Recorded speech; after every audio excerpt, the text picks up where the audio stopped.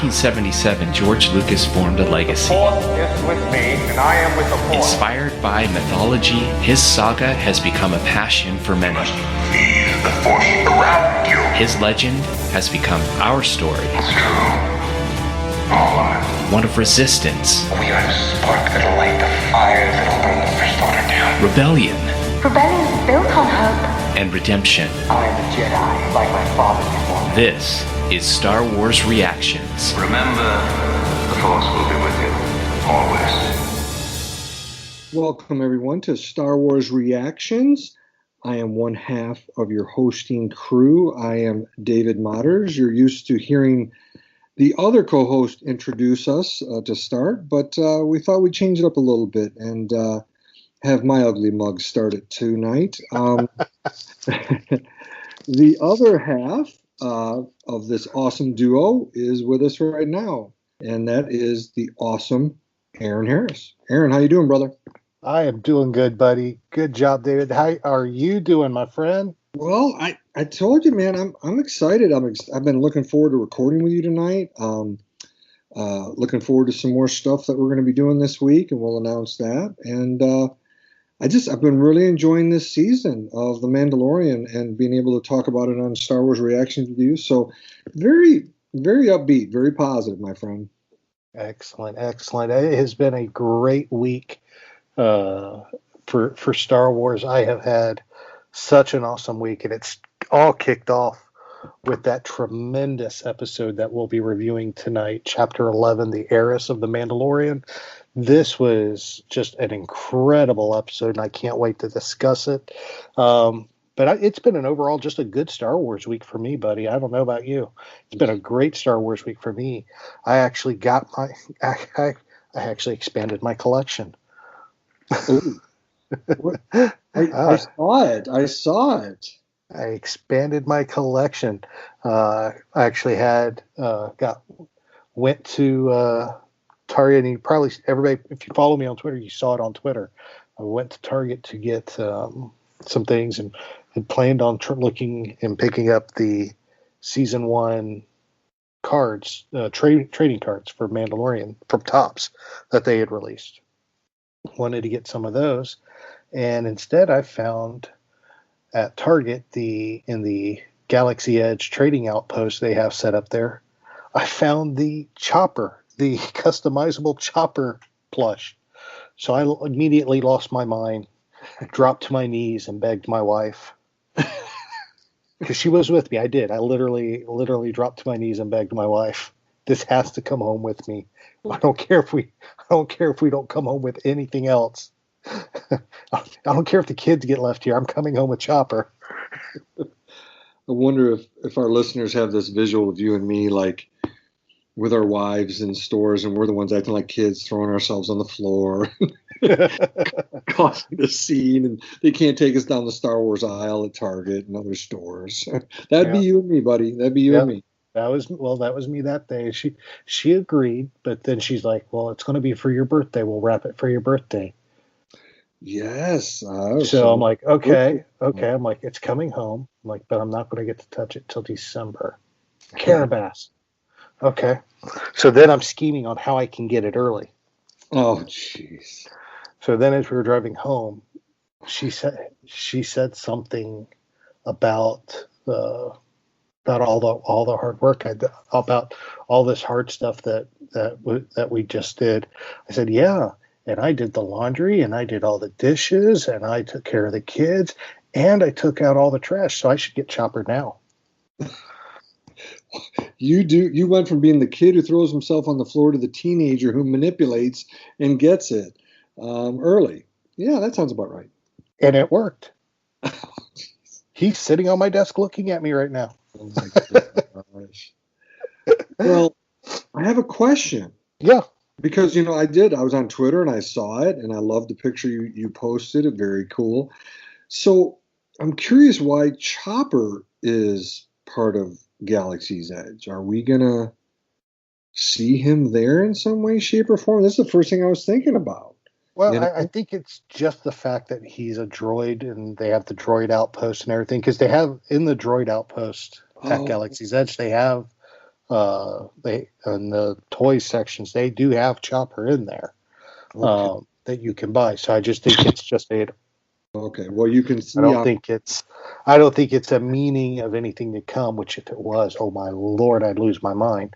But that's what I'm talking about. I was hopeful for you, but because I know just how big a Chopper fan you are. So I don't know. We'll see. I guess they could incorporate it there. But I do remember that now because I've been through the Droid Depot there with you, and yeah, good call. Okay. Well, I was just curious. I guess obviously wishful thinking. So. Oh yeah, but it doesn't stop there, my friend. Okay. Because I also received my Black Series Mando and Beskar figure today, or not today, but earlier this week as well. And I was able to go back to Target and actually go for what I actually wanted, which get a box of the trading cards too. So it's been a good collectible week for me, Star Wars wise. Wow, that's impressive. That's really impressive. Yeah. So just keep your eyes out. There will be some unboxing videos coming soon, so I'll be sharing those. Usually we do them live. Usually I try to do them live on our Instagram, SW Reactions, and once I got to do it live there, I'm going to try to save it somehow if it'll let me save it, and maybe throw it on our YouTube or something. So and go from there. So we'll see. Hey, we'll let you know when it comes out. I have one new acquisition. Oh. I did. No, real quick. No, I know this is.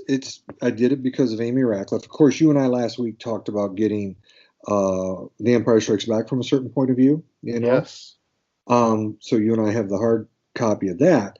I also picked up last week Amy Ratcliffe's book. It's a cute children's book called Ellie and Me, and it's based within Galaxy's Edge and the character Salju, who I think we all first met in, I think, is it Crash of Fate? I think Crash of Fate by Zoraida Cordova. Maybe it's Salju in Black Spire by Delilah Dawson. I don't know, I read those a year ago when the park was opening, but it's so cute. And I messaged Amy, and it's just I told her it's so awesome to see her, producing these books. And she, Amy, the classy person that Amy is, when I messaged her, she messaged back and said, she really praised, I don't have the book, I have it down at my office, the illustrator, the woman who drew all the pictures, which were just truly gorgeous. But I thought, it's so classy by Amy. She defers the attention to the person who had done all the illustrations. So very cool. So I got that, and it's really cute. And I know I'm a grown man, but I told Amy, I'm not crying, you're crying. I'm not crying, you're crying. So anyway, it's so cute. I'd recommend it for people. Get it for their kids, and so it's pretty cool. Awesome. I knew that book come out. I haven't seen it yet, and Amy's awesome. She's great. Met her at Celebration in Orlando for the first time, and she was just an awesome person, and she was busy as could be too. She was actually one of the stage hosts that year, so she was all over the place, but still got to meet her and talk to her. It was fun. I was happy to do that. So, great time. So we've had some good Star Wars weeks. Yes, definitely. So, definitely. Awesome. Well, let's go ahead. There's been a lot of news too in Star Wars, so let's hit the news before we go into our review of the Heiress. Well, of course, Monday, this past Monday, we did have another edition of Mando Monday. I'll be perfectly honest, there were some things that I wanted that I want to get that I didn't. They did announce some new Black Series figures, some shirts, some pins, a lot of Mando related stuff in there. The Grief Karga figure, Quill, they finally releasing him as a 6-inch Black Series figure, along with Moff Gideon, man, with the Darksaber. Some sharp looking figures right there. Oh, they're beautiful. I looked at all of them. I just, oh my gosh. Then Shop Disney has a collection of pins, some new shirts. I mean, there's just all sorts of stuff out there that's coming, and we get so much more each week. It's crazy. They're going to bankrupt us before 2020 ends. Oh. Well, you think about last year, buddy, where they had virtually nothing, and they did it on purpose. And I think, and I don't think, you and I know it paid off with keeping baby Yoda, the child, under wraps. But they're going full bore on these Mando Mondays. It's amazing. They are. They're doing it so well too. So they're building the anticipation and everything, and building off of this Mando Monday. This announcement wasn't a part of Mando Monday. It actually was a few days before it. Did you see the Black Series figures that were announced? I would say it was toward the end of last week. Non-Mando related, but there was an Asajj Ventress. Yes, that was announced.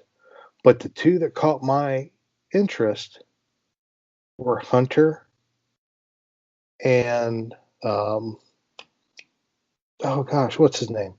The sharpshooter.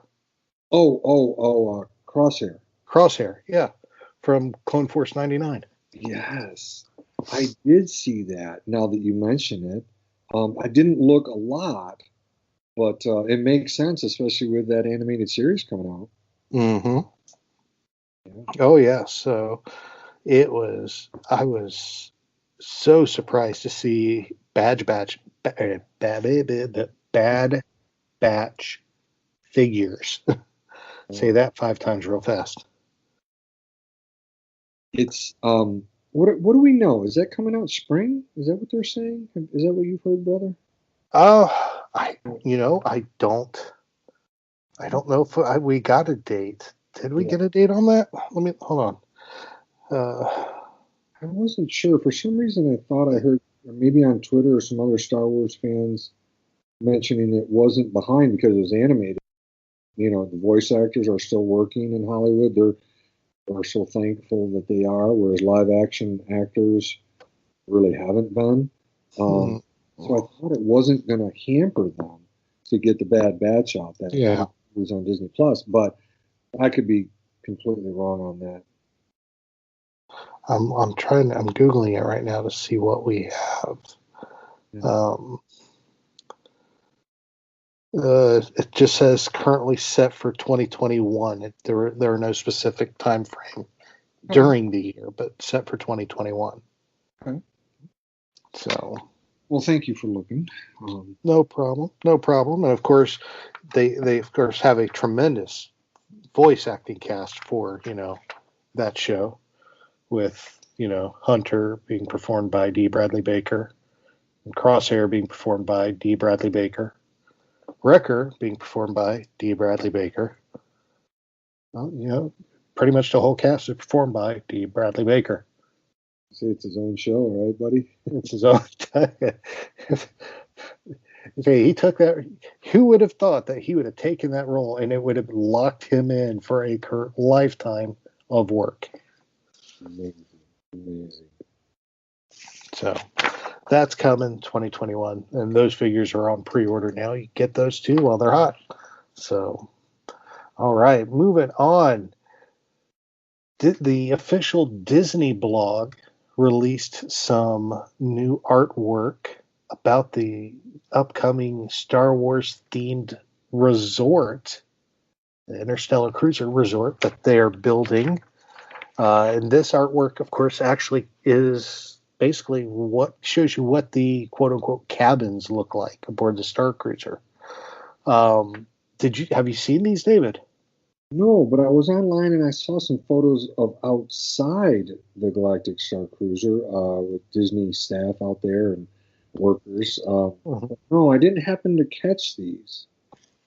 Oh yeah, no, you check these out. These are this is actual concept art of the designs of the cabins themselves, with the bed and the cubbies for the cubby bunk beds for kids, and all the stuff there. The windows, so when you look out, it's not really a window. It looks like a portal on a spaceship. You see in this artwork, it actually has a first order Star Destroyer sitting off the port bow. So it's like yeah, sleep tight. Kylo's right there. Nice. I don't know anybody be sleeping at that point, but it looked, oh man, it looked so cool. It looks so cool. You definitely check that out. You'll find that on the official Disney blog there. Incredible. I think that was released yesterday is when I saw that. So, which for the record, we are recording this on Tuesday, November 17th. So happy Life Day. That's right. Happy Life Day, everybody. Happy Life Day. So when you're listening to this, happy belated Life Day. We got our bases covered, man. We're trying, man. We're trying. Oh, one more piece here in the news. Tickets are still on sale for Rancho Obi-Wan's virtual gala. This is their big fundraising event for the year. They usually do a big party out on the ranch. But this year, because of COVID-19, they're doing everything virtual. Tickets are $30. Like I said, we're recording this November 17th. So this weekend, the 20th and the 21st is the gala. So if you want to participate, get your tickets now. And what's great about this is all the money they raise actually goes to protect the collection, maintain their facility, develop new programs to inspire and educate future generations. And what's great, and Steve Sansweet has always done this, always said this, the collectibles he buys out of his own pocket. If he has to buy them, he buys them out of his own pocket. None of the funds they raise are used to purchase more collectibles. Yeah, I've heard him talk about this. And in fact, I heard him recently speak and talk about how the insurance has gone up there. And he mentioned it, the wildfires. Oh my gosh, I didn't even think about that. Putting new sprinkler systems on top of the buildings. I think of insurance on my own house. And when I think of those kind of things, I can't imagine if that place caught on fire. I mean, what a loss. So hopefully that place stays safe. And like you have in the show notes here, the special guests are incredible that he's got coming in. You want me to mention those? Yeah, go right ahead. Yeah, I mean, the big one, he's got, Dave Filoni coming on, Ashley Eckstein, James Arnold Taylor, Obi-Wan himself, Clayton Sandell of ABC News. We love Clayton. Alvin Johnson, the founder of the 501st.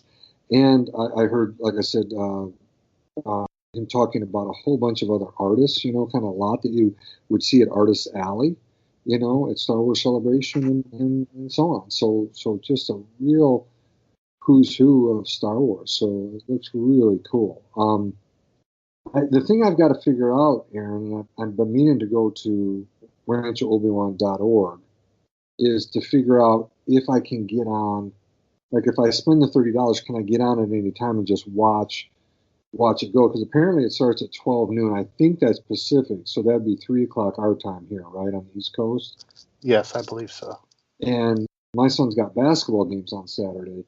It starts the season this Saturday, so I wouldn't be home until the evening to be able to sit down and watch it. So that's what I need to figure out, because I would love to contribute to Ranch Obi-Wan this way, and really be a part of it and watch this, Yeah. So I'll go take a look and see if I can do that. I'd love to take a look here. Because a lot of people are going to be busy on Saturday, and again, doing a lot of things. True. But what's nice with it being in California is that time difference. So they start at 12 noon their time. It's 4 o'clock our time. Because all their times are Pacific time. So Friday the 20th is actually the scavenger hunt. They're doing a virtual scavenger hunt. Then the actual gala starts Saturday the 21st at 12 noon Pacific time. Openings, they haven't completed the schedule, time yards, and everything, but they'll have a whole bunch of different panels they're going to be doing. There's a Rancho Obi-Wan museum overview panel, Rancho Obi-Wan, the Rancho in Rancho. That's what it's called, the Rancho in Rancho Obi-Wan. I guess talking about the facility and the actual ranch that it's sitting on. Yeah. Rancho Obi-Wan tour through the Star Wars poster collection. Yeah. Then Rancho Obi-Wan Star Wars comic book project teaser. Then Rancho Obi-Wan tour through the Star Wars vintage action figure collection. Then they're going to have a series of guest conversations. They are doing a How to Draw Star Wars with Spencer Brinkeroff. Yeah. Awesome. So that'll be fun. Then, of course, they'll announce the scavenger hunt winners. They're having a costume contest as well, which if you want to do that, the deadline is Thursday the 19th at 6 p.m., but they'll announce the winner of the costume contest there. Then from 7 to 8 p.m., they're doing a Skywalker Vineyards virtual wine tasting, which you have to buy a separate ticket for. And from what I understand, the deadline for that's already passed. Yeah. I'm still trying to figure out how you do a virtual wine tasting. I think stuff was mailed to you. If you signed up for it, it was going to be mailed to you. Yeah, it makes sense considering they put an early deadline on it. They'd have to have time. And I wonder if they're like somebody gets a box of just like a bunch of little mini like bottles you'd find in like a mini bar. Yeah. At a hotel. Yeah. So 7 to 8 would be what, 10 to 11 our time. Yeah. Yeah. I don't know. I'm really considering this and jumping on and seeing as much of it as I can, because I've never been able to go out there, right? I've never been out there. No. Then the last item on the calendar is from 9 p.m. to 10 p.m., of course, Pacific time, is the late night trivia after party on Facebook. Oh, okay. So that would be like 12 midnight to 1 a.m. for us. Well, at least it's on a Saturday. Right. Yeah. So, yeah. Well. So yeah, I will say I did sign up. I am going to do it. Okay. So I did get my ticket already, and I am looking forward to that. I look forward to it. It's going to be fun. Yeah. All right. Well, I'm going to try to jump on too, and I guess you just watch, right? It just kind of starts and you go. So. Mm-hmm. All right. Well, good deal, buddy. Sounds good. So that's available. So make sure you're taking care of that. If you want to be a part of it, sign up, because it's not something you want to miss. I mean, Rancho Obi-Wan is great. It is a great facility. Steve Sansweet's an awesome man. I met him during Star Wars weekends. Just as kind as can be. So great fan.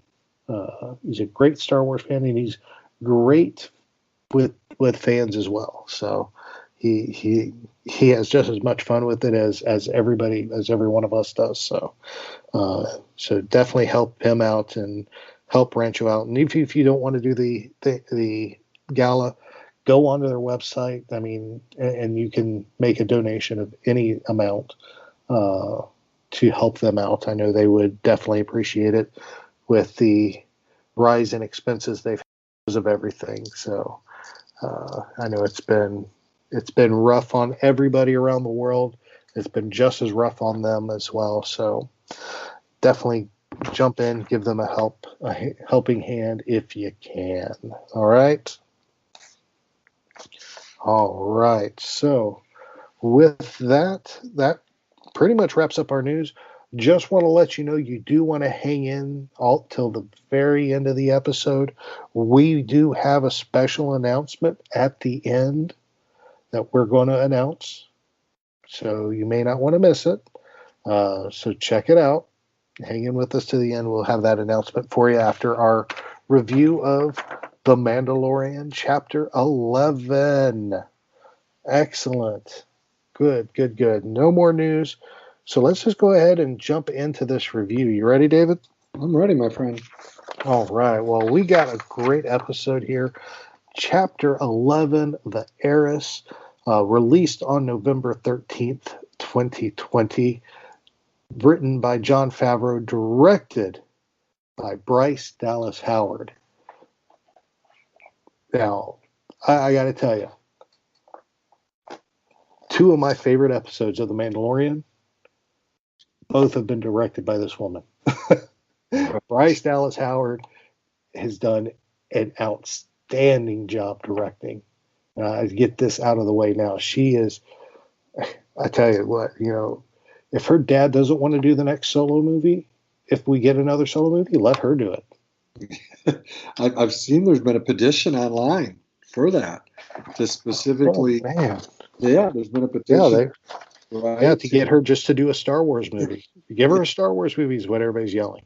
Yeah. But, she did. Bryce Dallas Howard did incredible on this episode. She did incredible on the episode last season, too. So, this is just was mind-blowing. Great episode. David, you want to run through the synopsis of the episode for us? Absolutely. We try to do that every week just to kind of give people that overview. So in the Heiress, right, chapter 11 here, we find Mando, Baby Yoda, Frog Lady, and her eggs making their way to the planet Trask. They have quite the eventful entry and manual landing. And once there, Mando talks to Frogman, who directs him to various Quarren, who may be able to lead him to other Mandalorians. However, the Quarren take him out on a ship, and they only want his Beskar. So I don't know where I heard someone was saying like he's just walking around like a big, I don't know. Maybe you and I talked about it last week too. He's just, hey, my armor's worth tons of money. So they see him, they trap him underwater. And during this whole time, the child, Baby Yoda, is in his pram and swallowed by this massive sea creature that is underneath the Quarren's ship, their vessel. And right as this is occurring, and it looks like Mando's going to drown, here comes Bo-Katan. Unbelievable. And she flies in with two other Mandalorians. One is called Axe Wolves, the guy, and I think the spell check on our things, it's something Reeves. I don't know if it's Kodak. It's not. I'm trying to remember her name. The actress Mercedes Bernardo, I think. Right? She's Sasha Banks. Her character. So those two come in and come with Bo-Katan, and it allows for his escape and the character, the Mandalorian that Sasha Banks plays, dives underwater and retrieves the child from out of there. It was an interesting interaction between Mando and these three Mandalorians. He has the same response that he has to Cobb Vanth 2 episodes ago. Whenever someone takes their helmet off, the first thing he says is, "Where'd you get the armor?" And so it was an interesting interaction there that we can talk about more in our, more detailed review.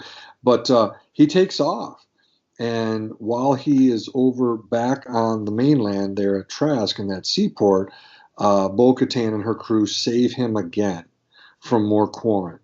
And so this time he hears Bo-Katan out, and like previous episodes, there's always a mission, and if he does it, she'll give him information on finding a Jedi. So big time action ensues with Mando, Bo-Katan, and the other Mandalorians taking control of that the Empire's Gazanti class freighter. Very cool. Bo-Katan, we learn, is looking for the Darksaber. Of course, we've been wondering about that since the season finale of season 1, with Moff Gideon having it. And she does believe that Gideon has it. And, of course, she's correct. With the mission complete, Bo-Katan tells Mando to go to the city of Caladan on the forest moon of Corvus and look for Ahsoka Tano. And what does Bo-Katan say? She says, tell Ashley Eckstein, tell Ahsoka that Bo-Katan sent him. And there's where it left off. Quite an episode, my friend. Yes, it was. It was quite an episode. Great job on the synopsis. We have our initial thoughts coming up, but first we're going to take a quick break, and we'll be right back. Welcome back, everybody. Aaron and David here. We are discussing the 11th chapter of The Mandalorian, titled The Heiress. Phenomenal piece of Star Wars, and just in and of itself great.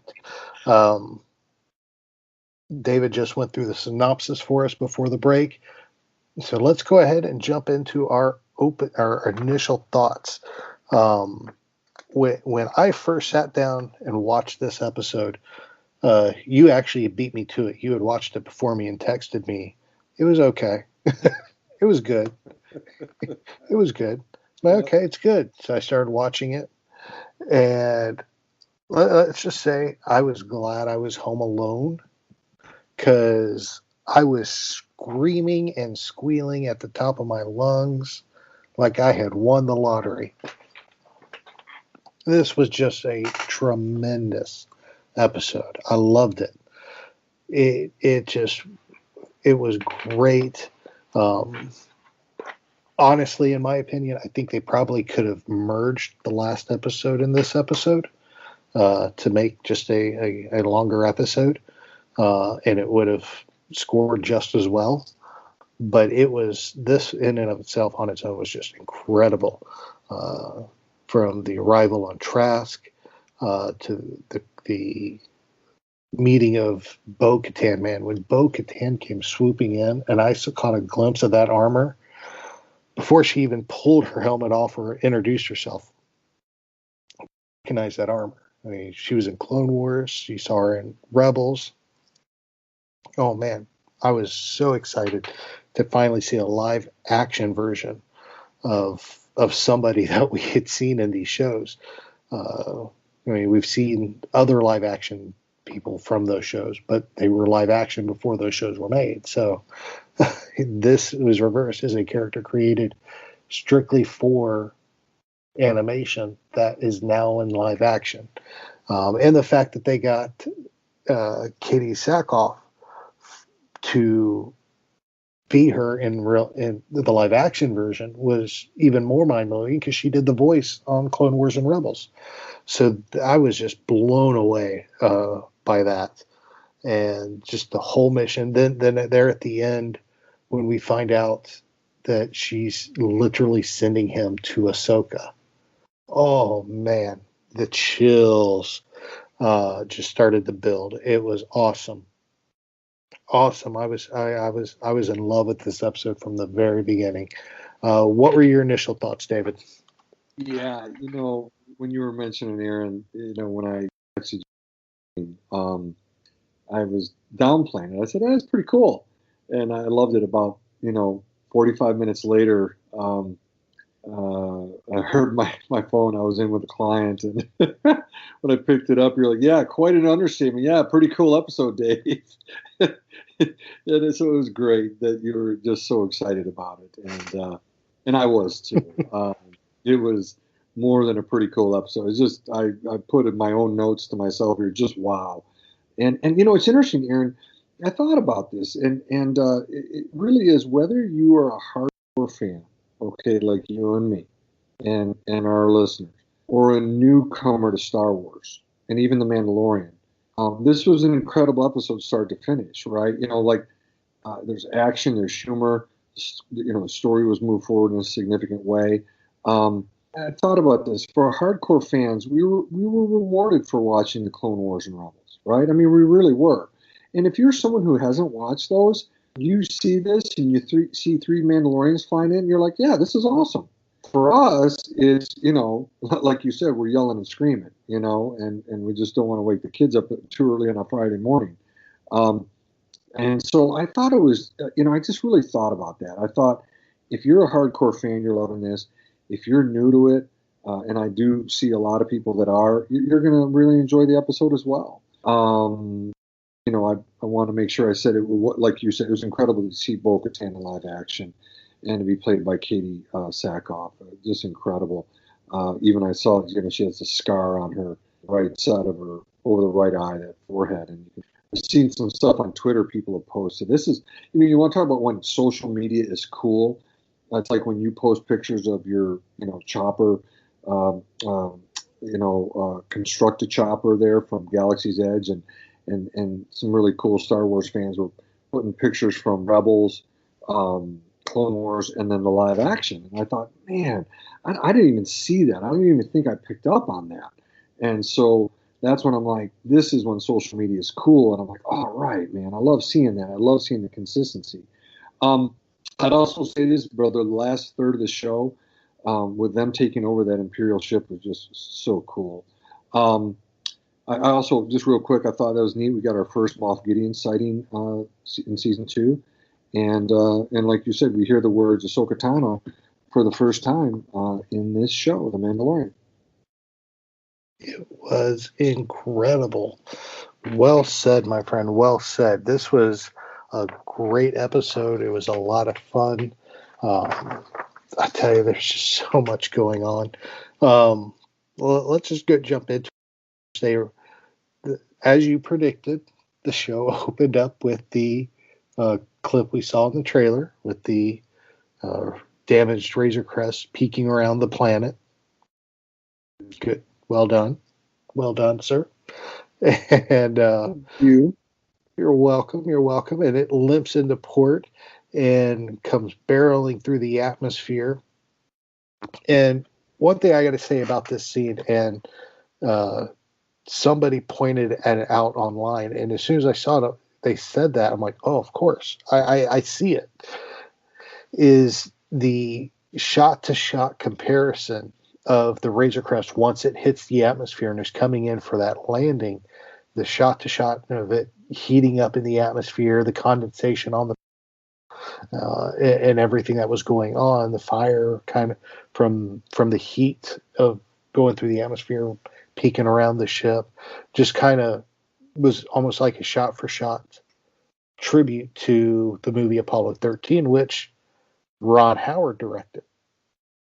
And Bryce Dallas Howard actually confirmed it on Twitter that, yes, that's exactly right. That's why she did it.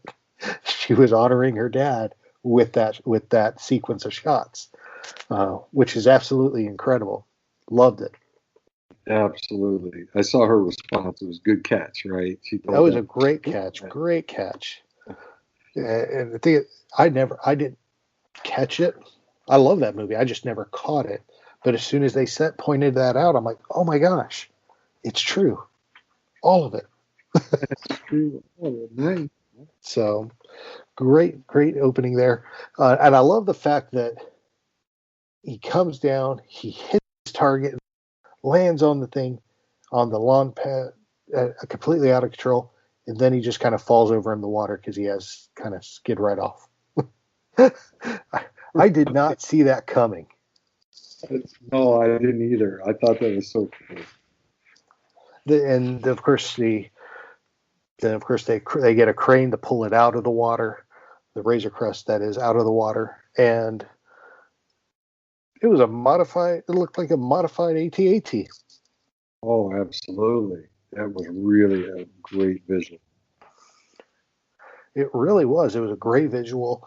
Loved the build up and everything. That whole port city that this episode is pretty much based in was just absolutely incredible. It really felt like a seaport.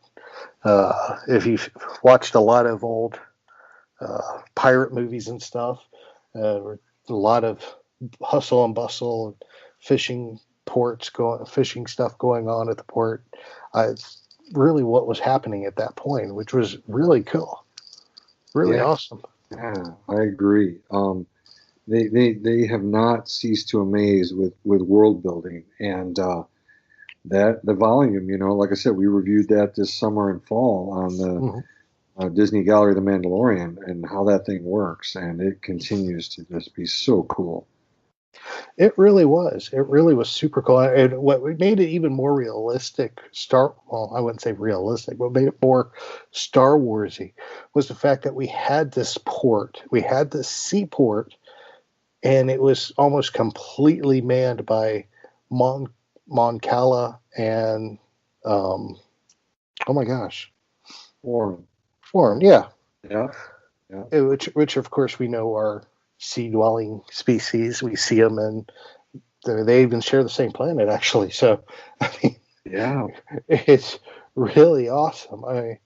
I thought that was just incredible coincidence. Oh, not coincidence, wrong word. I thought it was just an incredible thing to have those particular species there. Right. And it's not on Moncala, right? It's on Trask. Correct. Yeah. It's on Trask. Now, the only issue I did have with this episode is the whole let's get the Mandalorian's armor. Let's get the Beskar. Hey, that's the second time this season, and we're only 3 episodes in to this season, where he has been trapped by somebody trying to get his Beskar. Now, granted, he makes it out every time, Right. but at some point, how gullible can you be? You mean like the person's trying to do it? You mean, or you Well, mean, or Mando, he keeps getting in these situations where people are tricking him to get his Beskar. Yeah. Yeah. Well, first episode he walks in and he's in a fighting arena, right? And Mhm. it's set in the stands and he's surrounded by all these thugs. Yeah. Yeah. Well, John Favreau's got to put him in situations where Mando can look cool and kick butt. Yeah, that he does, and I don't know. I just that was my only issue with the story Yeah. was the fact that we had that another trap for people trying to get his Beskar. I mean, granted, it worked in this circumstance because it actually gave him a chance to be rescued because he did get trapped underwater, and while they were trying to kill him. This is where the scene where we actually see Bo-Katan and the other show up and rescue him, which was, oh my gosh, it was tremendous. And once I realized that Sasha Banks was actually playing one of those Mandos, Yeah. and we see her earlier in the episode, and like we did in the trailers, standing there in what looked like a Jedi robe, and she just kind of backs off as soon as I realized she was a Mando, I'm like, of course, because what happens in the Clone Wars?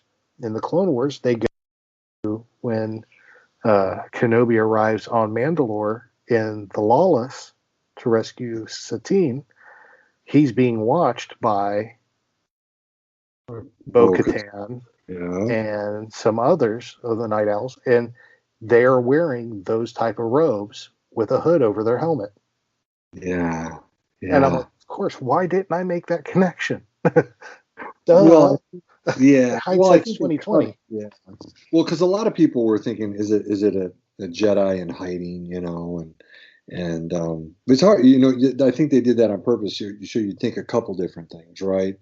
Um, People thought it might be Sabine, couldn't see her hair color underneath it, and so on and so forth. But yeah, there was a couple different options. But no, as you look back on it now, it does make sense. It really does. I was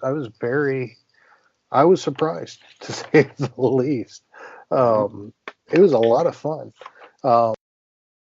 We get the scene where they do rescue the child, because the child gets knocked in by the Quarren into the water and gets swallowed by an underwater crate dragon. No, it felt like it. I tried to listen to the name. I didn't put closed captioning on. Did you hear what the Quarren called it? I didn't. You got to forgive me. Yeah, I don't remember what they called it. Here, I actually got it playing. Let me just back it up a few minutes and see what we got here. He's talking about feeding it. Mammacore. You ever seen you could ask him if you've ever seen a mammacore eat. Yeah.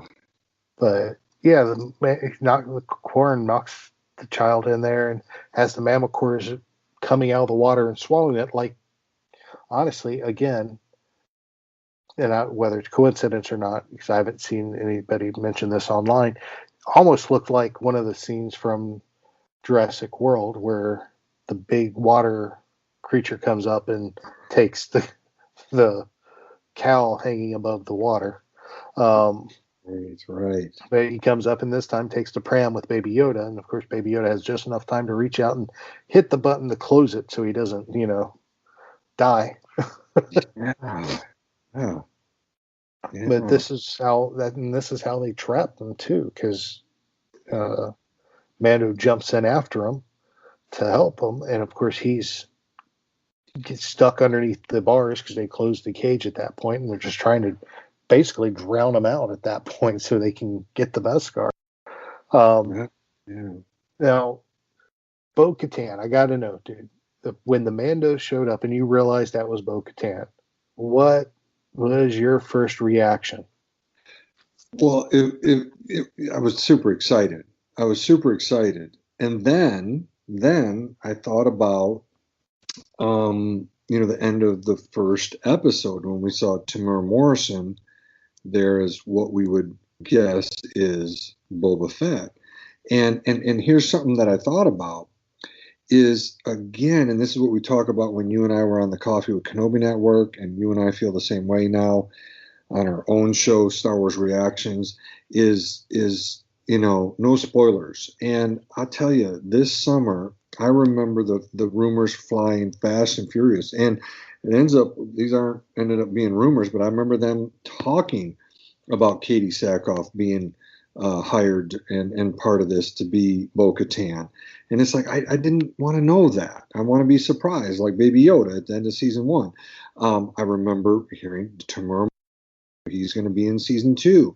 And then when you see him, it's like, and I just think seeing Tamura Morrison at the end of the first episode, and when Katie Sackhoff shows up with 2 other Mandalorians, she shows up as Bo-Katan.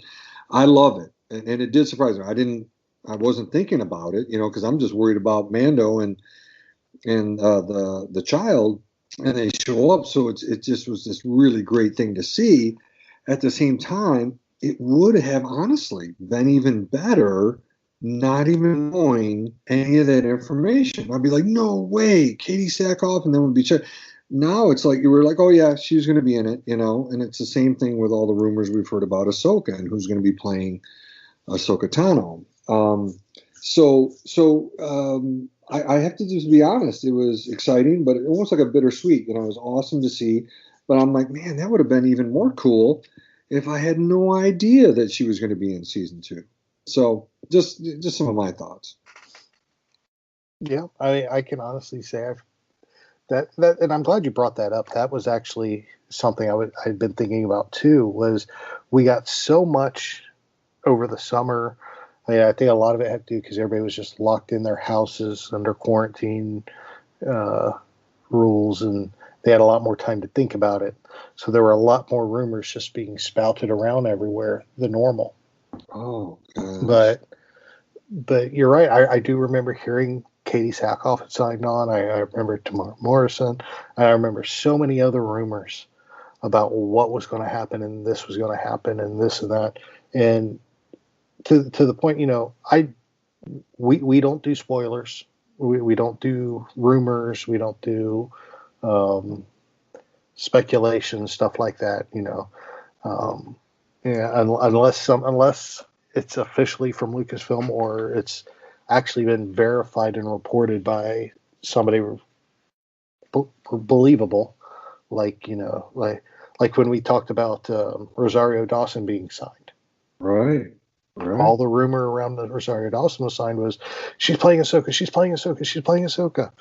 And of course, the only thing that we were able to 100% confirm was that she was signed, and that was not because Lucasfilm issued a statement, but because Clayton Sandell, who works for ABC News and has great connections with Lucasfilm and has always been upfront and honest with everybody.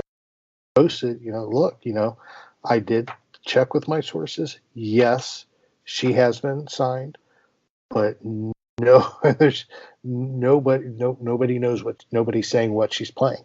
So yes, she's signed for it, but no, she's not. I can't confirm she's playing Ahsoka. So at that point, yeah, I was fine reporting that. Yes, Rosario Dawson is signed. Okay, cool. Well, but the rumors just get out of hand, and they can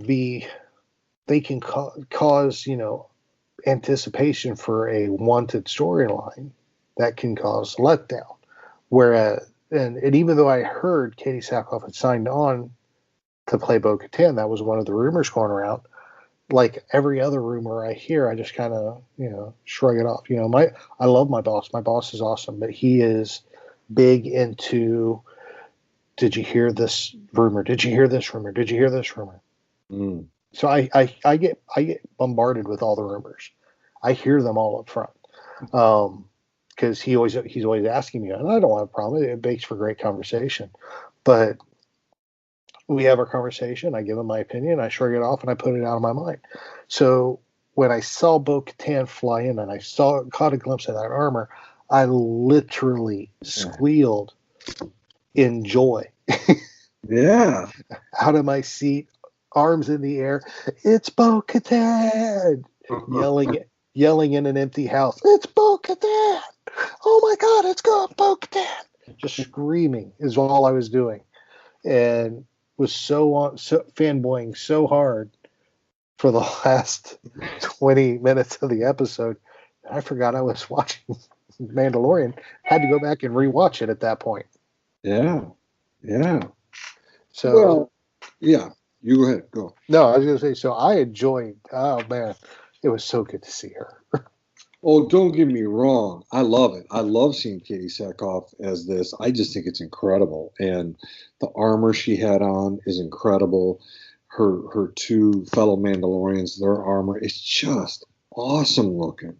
And I don't know, gosh, it feels like Katie Sackhoff is even like the same height as what Bo-Katan would be in animation, it's so cool. But yeah, I just think to myself, like, as you were saying, and I want to back up what Aaron said was, with COVID, it does feel like the rumors came fast and furious. I would say this, last year, we didn't have any of this for Mando season 1. We had none of these kind of spoilers. We really didn't, right? No, there were some rumors, okay, but nothing like this. I mean, absolutely nothing like this. Yeah, and think about how much we enjoyed that season. And now look, this is not going to detract. I love it. I'm so glad she's in it, and I'm looking forward to seeing Ahsoka, no question. But I just wish we had that really neat aha experience like we had with Baby Yoda, and it could have been that. Now, obviously, look, Lucasfilm didn't spill the beans on Katie Sackhoff being in this episode. They have not talked about Ahsoka until this episode, right? Yep. No, they have. Nobody has said a word. No, Disney and Lucasfilm said nothing about Tamara Morrison. In fact, what I heard is that his casting agency posted it. Yep. To build hype around, and I get it for Tamara, for them, their client. But I love that Disney and Lucasfilm, they didn't.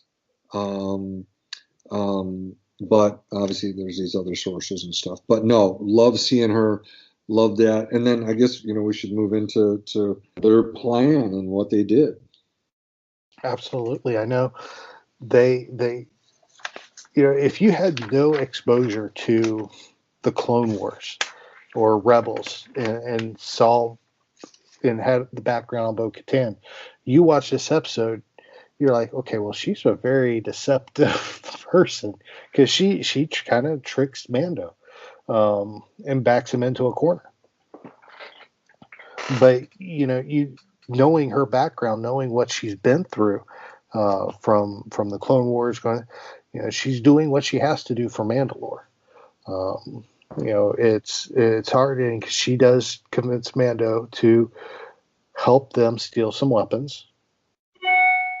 And if they do that, she'll tell them how to contact the Jedi, who will, of course, which is part of his quest to take care of the child. Yeah. So he agrees, and to me, I loved this part because to me it was just another great nod to Rebels. Having that ship, that freighter ship there, that was just, that's straight out of Rebels, man. Well, not only, what I did tonight, Aaron, before we got on, is I got my Star Wars Rebels visual guide out by Adam Bray, our good friend Adam Bray. By the way, I have this signed by Adam Bray, and basically by the entire cast except for a few people, and got that at Star Wars Weekends. But I opened it up to page, is it 70? Yes. There it is, 78, 79. Beautiful spread for the Imperial freighter. The Gazanti-class cruisers are heavily armored to deter assaults from pirates and other hostile forces, right? And here's these guys thinking they're pirates. This class of ship is used by many independent factions, but the Imperial version employs heavier shielding, faster engines, and superior weaponry. And it shows on here that they have cell blocks on there, but also they're used to carry important cargo, such as weapons and prisoners. And that is so cool. Of course, we've seen it several times in Rebels, but I had to get this out because I thought it was so cool that they had this Gazanti-class Imperial cruiser in there. Oh, absolutely. It was great to see that cruiser. And I loved it. It just gave me a great feel, and it felt, again, the whole series feels like Star Wars, but this felt, honestly, it felt original trilogy again, because you have them going in and fighting. It felt Rebels to me. They're going in and they're fighting stormtroopers at that point. So Bo-Katan, the two additional Mandos, and Mando board the ship, and as it's taking off, and fight their way to the cargo bay, which was hilarious scene in and of itself. Right. We've locked. They stormtroopers and their lieutenant think they have them trapped. We've trapped them in a room. What room? Oh, it's the cargo room supply. It's the cargo room control. Right. You lock them where? And all of a sudden the doors fly open and everybody gets sucked out. The worst place you could have locked them up, Yeah. But and this is where you find out that there's more to Bo-Katan's story plan here at this point, where she decides not only are they taking the weapons, they're taking the ship. So then Mando has to help them take the ship. And one thing I want to mention too is, we're back to taking a few steps back before they board the ship when they're discussing their plan. Is one of the Mandos is talking about the stormtroopers. It's like they couldn't shoot the broadside of a bantha. Right. So now to stormtroopers can't hit anything. Right. So apparently, we're back in that field of vision thing. Everybody was scared of the First Order stormtroopers, but the Imperial stormtroopers still can't hit the broadside of a barn. Right. Okay. And it was great just to see the fighting in the halls. Just, oh my gosh. And the one scene where they throw the smoke bombs, and all of a sudden you just see Bo-Katan and the two flanking Night Owls just walking straight down like nothing's wrong, just shooting away. Oh my gosh, it was incredible. Yeah, this is like the idea, seeing live action Mandalorians going against stormtroopers. It's like what we saw in episode 3 of season 1, where they're flying in and going against bounty hunters. Now we're seeing them against stormtroopers. I mean, this is your action figures, battling each other. It's incredible. It's what everybody grew up doing. Mhm. I mean, how many times did you not have? Granted, I'll admit I never did because I never had the figures. Oh, growing up, it's just one of the things that happen when you grow up overseas is you don't have those things. So I didn't have the X figures, so I can't say I ever did. But how many people grew up with these figures did not have Boba Fett turning on the Empire and fighting stormtroopers? Right. Oh yeah, I had all my stormtrooper action figures and snow troopers and biker scouts, right? I had all those, yeah, I was here. No, I know, and you and I've thought you were overseas, and but yeah, and even in the Disney Gallery Mandalorian again that you and I covered, you hear Favreau talk about, this is what these are the action figures they played with, and these are their stories, like episode 2 last year, where they're just the Jawas on the sandcrawler, and just that with his action figures and with a sandcrawler toy. Yep. And so it was just these scenes on that Gazanti class cruiser were just, it was so cool. Yeah. Obviously the heat sensing that they can do, the Mandalorian helmets, just way cool. Very cool. Very cool. It was awesome. I enjoyed it. And there was a lot of humor in this too, in the scene. We mentioned the cargo bay Imperials getting sucked out. There's when they're fighting their way to the cargo bay, you hear them, the Imperial reporting, there's 10, there's 12, there's, the guy on the bridge is looking at scanner and goes, I only see 4 thermal signatures. Exactly. Wait, they're Mandalorian. Which, essentially makes them, 10 or 12 people. But there was some humor in there. Then, of course, when Bo-Katan tells the commander of the ship, oh, no, we're taking the ship. So get the tea ready. Exactly. Exactly. We'll be up shortly. Yeah. Just little things like that just really made it fun. So they did end up fighting up to the bridge. Moff Gideon makes his brief appearance and orders the commander to crash the ship. So he puts it in a nosedive as the Mandos fight their way up. They do end up making the bridge and, of course, saving the ship. And this, of course, brings us to the big reveal at the end. But before we get to that, because we're going to talk about this for a little bit, we're going to take a quick break, and we will be right back. Welcome back, everybody. Aaron and David here. We are continuing talking about the Heiress, Chapter 11, The Mandalorian. So we've gotten to the end of the episode. The ship is saved. The Gazanti cruiser has been captured by the Mandalorians.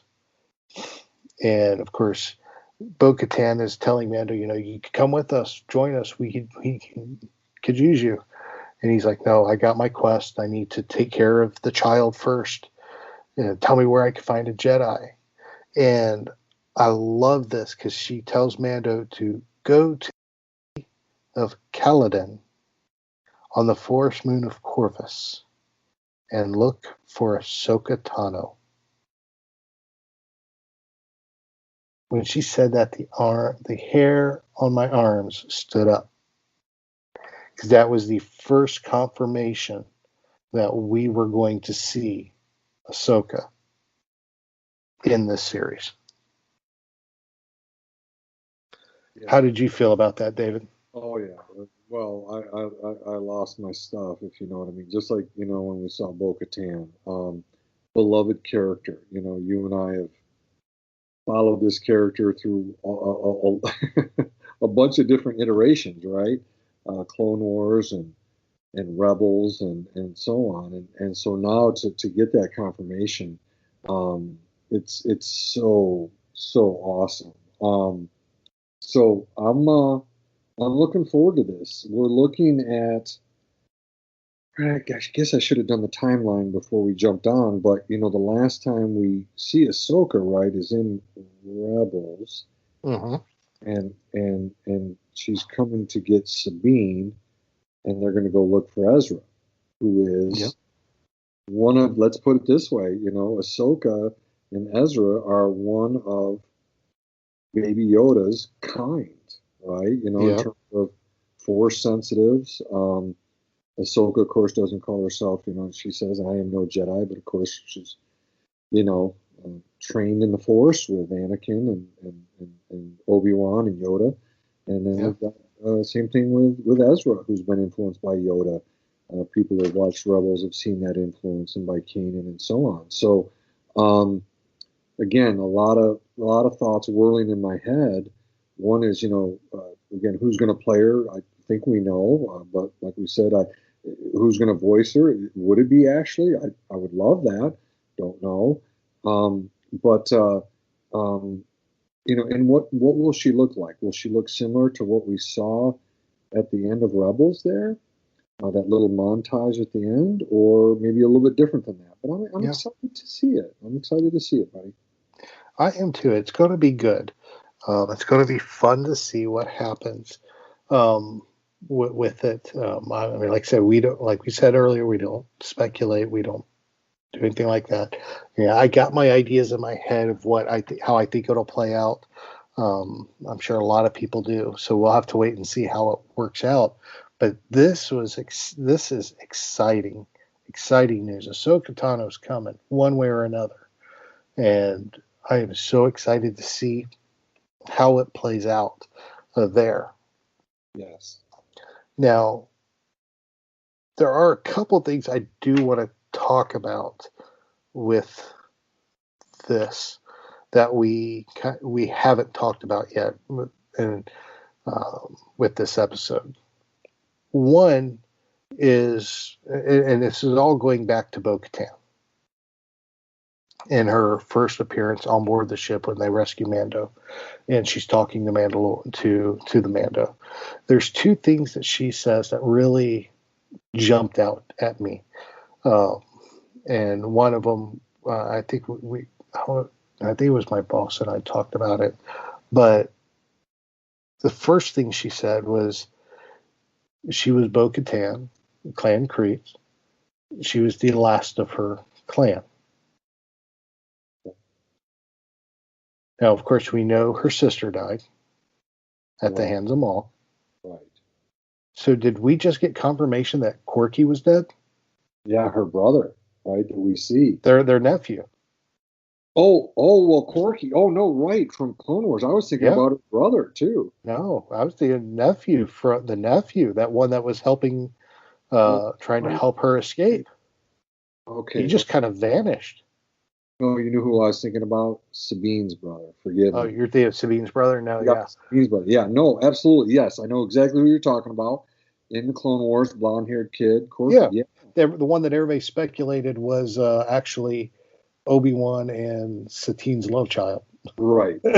Right. I think so, because we know that Dave Filoni's involved with all these shows, and he knows that. So I would say yes. Well, that's a bummer. It is, yes. Because he would have been old enough to have been in this. Right. He would have been an older. He would have been an older man, but it would have been good to have seen Corky in this. Yeah. So, but yeah, that kind of stuck out to me. Though she's the last one. That kind of. That's when I started thinking about that. Like, man, that's crazy. She's the last Kreese. And then I started thinking, well, she doesn't have any kids. And I'm like, what happened to Corky? Right. Oh. Well, you think about it, the continued wars. Even Mando says that the planet's cursed. People go there and die, and we know it's just been ravaged by war. They show it animated. We see that in the Clone Wars, and we see it, in particular in Rebels. They show the surface of it, and how it used to be lush and green, and now it's just barren. Yeah, that's true. That's true. That's true. So, yeah, I mean, very well he could have fallen to the Empire. I mean, he could have fallen at any point, unfortunately. So, all right. All right. So the other thing comes up when they realize, when Mando starts grilling them about taking off their helmet, and they're like, "Oh, you're one of those." Right. And we find out he's a part of the I just blanked on what they called it. The Children Of the Way. Children of the Way. Yeah. Which apparently is a strict sect that broke away from Mandalore, that go to the ancient ways where they never remove their helmets and so forth. So, what did you think of that? That sheds a whole new light to me on Mandalorian culture. But what were your thoughts on this? Oh, several. One is it consistent with what Filoni has done. Even in the Clone Wars, when we go back, see Death Watch is out on that moon, and Duchess Satine, right, Bo-Katan's sister, is on the main planet, and she's a pacifist. And what you realize, from the Clone Wars, is that there are a number of different groups of Mandalorians with different views on how Mandalore should be run, how it should be ruled. And so when this came about, it didn't surprise me. You've got these different groups on Mandalore, and they are a warring crew. And so yeah, it doesn't surprise me that there's a sect like this. Now, the second thought I have about it is this really opens up again another avenue of growth for the Mandalorian, which is, again, he's seen the world in a certain way, and now this can start to open it up in him to perhaps, hopefully, see Mandalore and Mandalorians in different ways. This is an avenue for growth. I mean, this is what we want to see over the course of seasons and over the course of an entire series, is how did a character grow? And for him, he's hearing this, and I think what we'll see is we'll see him processing this more. We know he's been told a certain thing about Mandalore and Mandalorians, and we know he's been told a certain thing about Jedi. Now, the armor, helps him to, go and find his kind. And of course, what do we hear the Mandalorian say? You want me to go find these enemy sorcerers who have battled us? And the armor is supportive of it, versus no, avoid them at all costs, right? Yeah. So I think we're going to see it's going to be a place of big growth for him, I think. Very cool. Very good. Very good. Very good. So, yeah. So that pretty much wraps up our discussion here. Any closing thoughts on the episode of the Heiress? Well, definitely. Just some final thoughts that I have, buddy. It's just for obvious reasons. I really enjoyed this episode. Again, I go back to it. I just think it's incredible how they had Katie Sackhoff play the live-action Bo-Katan, how they made her look, her hair. The headband looks like it does, in the Clone Wars and Rebels, and just how she moved. She moved like Bo-Katan, the way they animated her in those series. Very confident and sleek and slick and powerful, and so I love seeing that.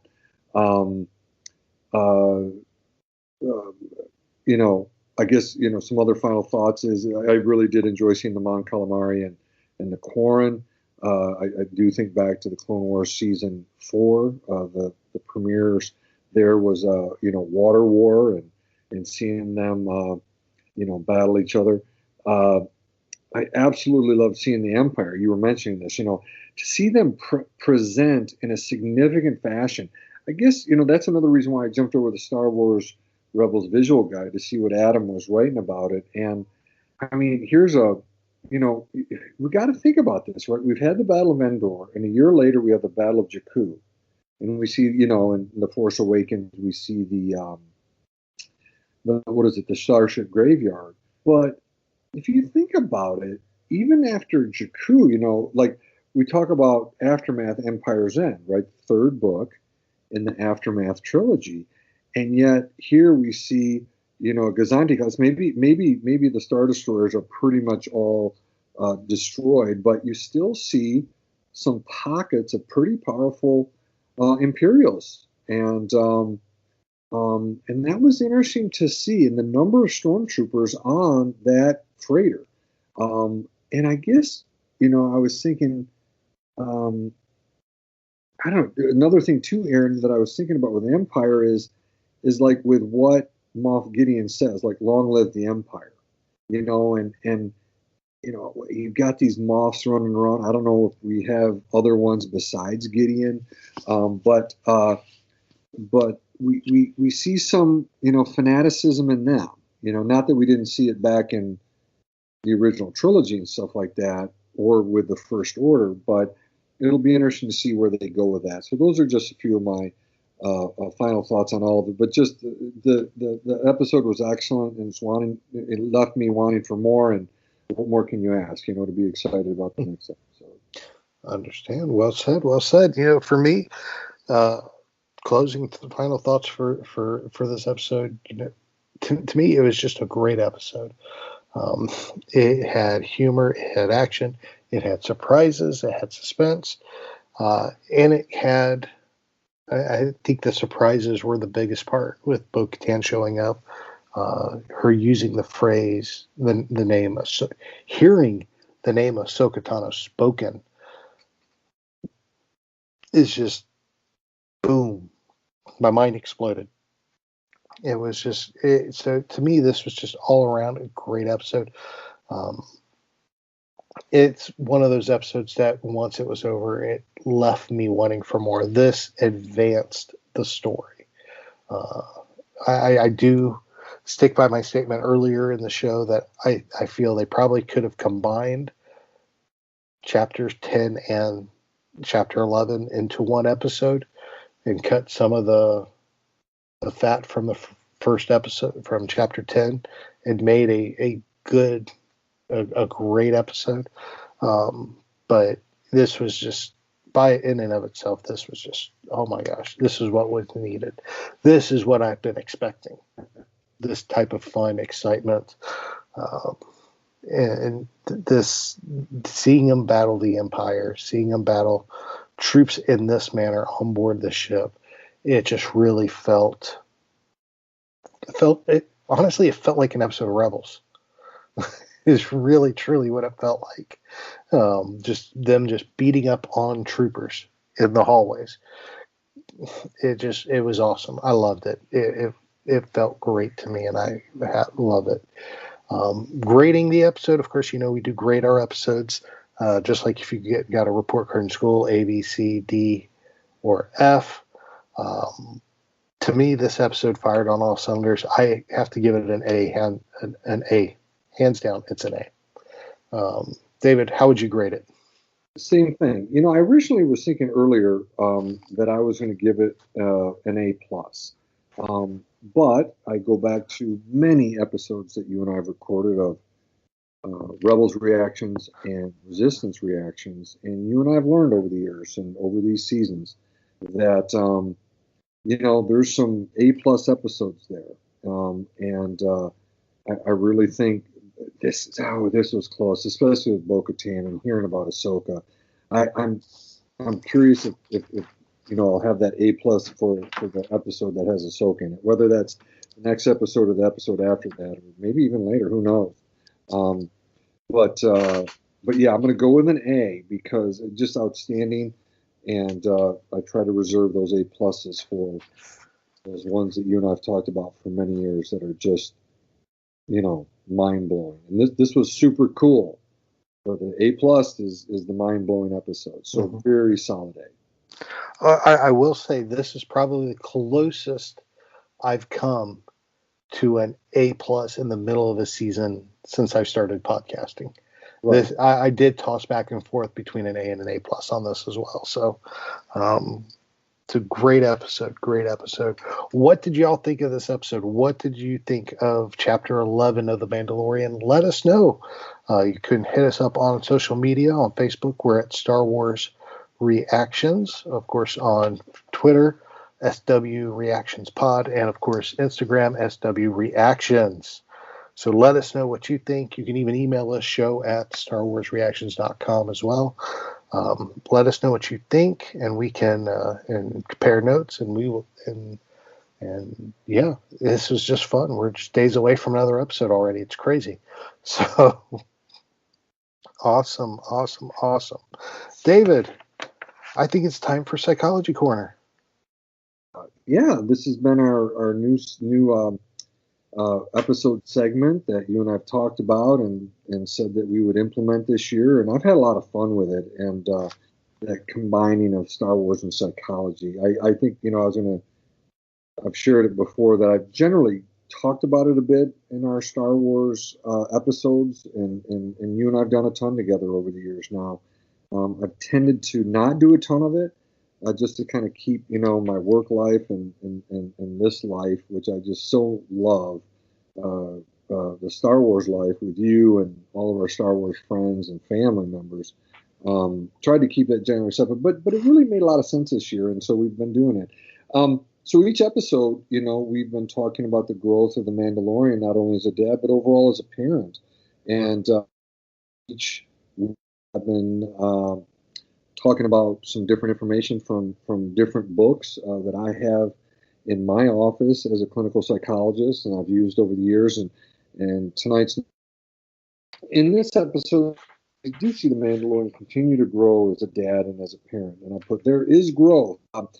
Last week I talked about how, in general, people kind of thought it might be a little bit more of a exciting episode. I mean, obviously there's a lot of excitement with the spiders and stuff, but I talked about how it was an excellent episode to discuss parenting. This one,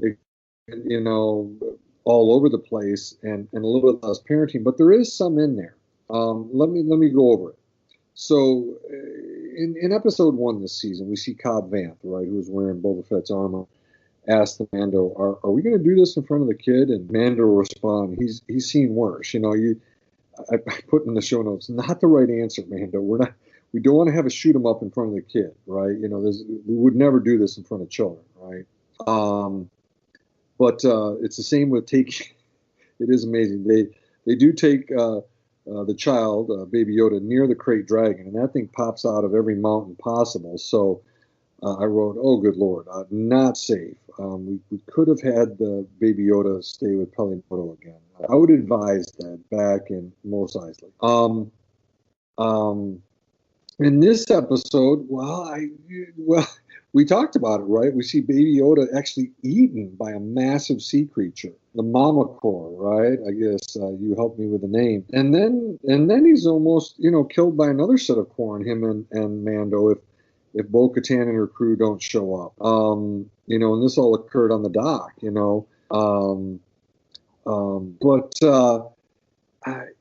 was good to see him ultimately keep the baby safe and stay with Frog Lady and Frogman. We do even see Mando telling Baby Yoda, giving him some parenting direction to mind his manners. And what did he say to Baby Yoda? You know what I mean. Meaning don't eat any more of these eggs. I guess, we talked last week about how, I don't know.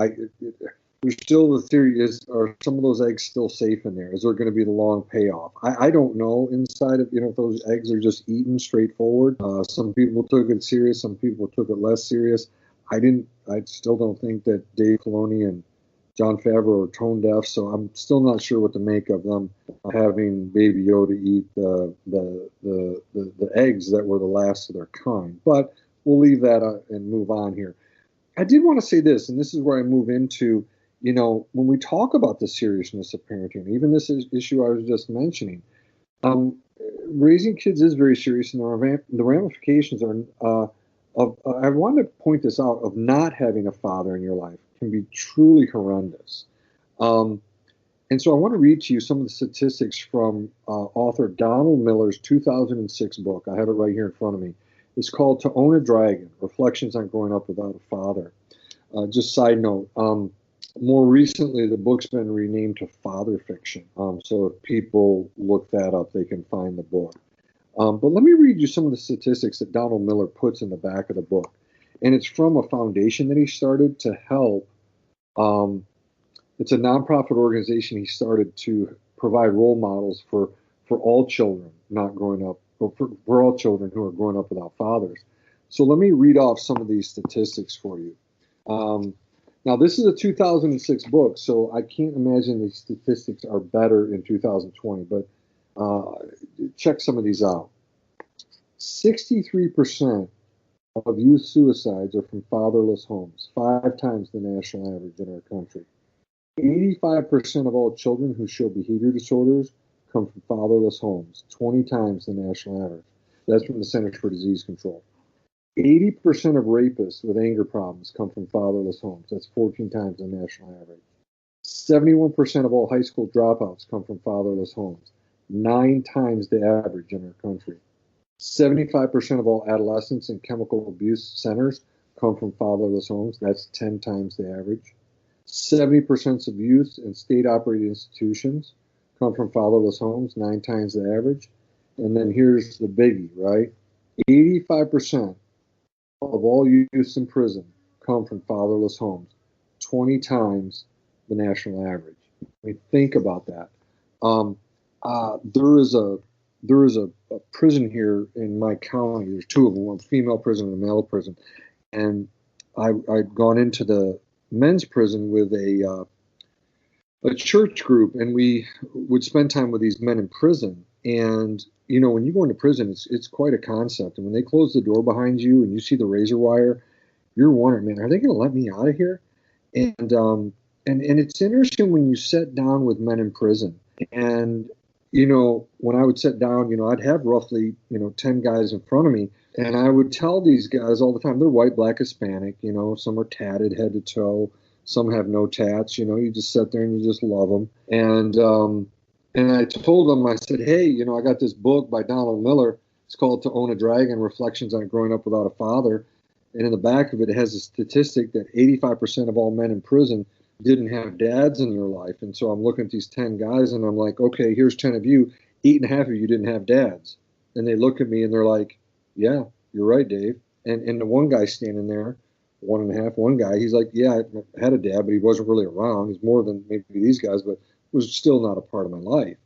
And so I share all that to kind of, again, bring a psychological take, a parenting take, and again, just share some of this information and just say that how easy I am to see a television show showing dad positive light and versus a negative light. And it again, as you and I have said, it'll be fun to see him grow in this role. Baby Yoda saved, trying to keep him on the up and up, and grow up to be a good entity, a good alien, right, on in the galaxy. So there's a little bit of a psychology corner, and I would say this, that I wanted to end on a positive note after giving you all those sobering statistics. It was really fun to hear at the end of the episode the humor when Mando tells Baby Yoda he doesn't want another pet, right? He sees Baby Yoda reaching for the little kind of tadpole that had been birthed, right? And so clearly, he understands what the baby's saying to him in terms of, can we keep him or her, right? And so I thought that was really cute. So again, more growth for Mandalorian, and next episode we'll share more statistics, more information from a parenting / fatherhood and motherhood psychological perspective. Okay. Perfect. Thank you, David. Awesome. And of course, you can always email David or message David about the Psychology Corner or about Star Wars altogether. David, how would they go about doing that? Absolutely. My Twitter handle is David_Modders. It's always been that. And the email that you and I talk about, obviously there's the show one, but mine is david@StarWarsReactions.com. Excellent, excellent. And of course, if you want to talk Star Wars with me, the best way to do that is Twitter. You can pick me up on Twitter at TAHarris121079 or email me, Aaron@StarWarsReactions.com. Definitely, we had a lot of fun. We appreciate it. So I told you at the beginning of the episode we were going to close with a special announcement, and that's what we're going to do. We are going next, of course, next week, of course, here in the United States, we do have Thanksgiving coming up. And so what we are going to do, we are going to be releasing a special episode on Thanksgiving. This episode, so when you wake up, you'll be able to download it immediately. It'll be available as soon as you. I want to try to post it as early as I can, so it'll be there when you wake up. And we will actually be doing just a small review of the brand new Lego Star Wars Holiday Special. Holiday for a holiday, don't you think? So you'll be able to get that next week on Thanksgiving Day, which, of course, if you are listening to us outside the U.S. and you don't know what day Thanksgiving is, that would be November 26th. So you'll get 2 episodes next week. You'll get our episode reviewing Chapter 12, which will be released on the 25th. And then on the 26th, Thanksgiving Day in the United States, you'll be getting a brand new episode reviewing the brand new Lego Star Wars Holiday Special. I watched it this afternoon because it was released today. It was awesome. I enjoyed it. I've seen it too, and I'm going to watch more and look forward to recording with you, and we'll have just a lot of fun with that little episode. It won't be long, and just something to have a little treat for people on November 26th that morning. Absolutely, absolutely. So with that, we're going to go ahead and close everything out. We do thank you all for listening. David, this has been a blast as always, buddy. Oh my gosh. We said at the beginning, man, it's fun to talk Star Wars, and I love talking Star Wars with you, my friend. Yes, same here, same here. And we want to thank everybody for listening in. We appreciate each and every one of you. We know times are hard. We think about you and pray for you all daily. We thank you so much for tuning in and listening to us. We appreciate it. This is your place for elegant discussion for a more civilized age. If you'd like to share your thoughts, you can email us at show@StarWarsReactions.com for our show notes and the latest news from the Star Wars universe. Visit our website at www.StarWarsReactions.com. You can also follow us on Twitter at SWReactionsPod or on Facebook at Star Wars Reactions. If you enjoy our show, please leave a review on iTunes. This podcast is not endorsed by the Walt Disney Company or by Lucasfilm Limited. It's intended for entertainment and informational purposes only. The official Star Wars website can be found at www.starwars.com. Star Wars. All names, sounds, and any other Star Wars related items are registered trademarks and or copyrights of Disney and the respective trademark and copyright holders. All original content of this podcast is the intellectual property of Star Wars Reactions unless otherwise indicated. Star Wars Reactions. Elegant discussion for a more civilized age.